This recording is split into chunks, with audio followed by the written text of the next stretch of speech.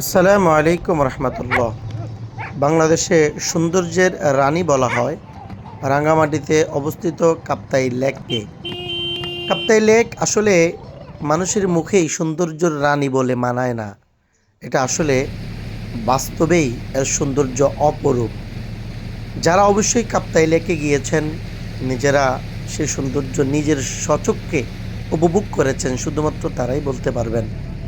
নীল স্বচ্ছ পানি, পাহাড়ের কোল ঘেঁষে এই লেক বয়ে গিয়েছে বিশাল একটি এলাকা জুড়ে।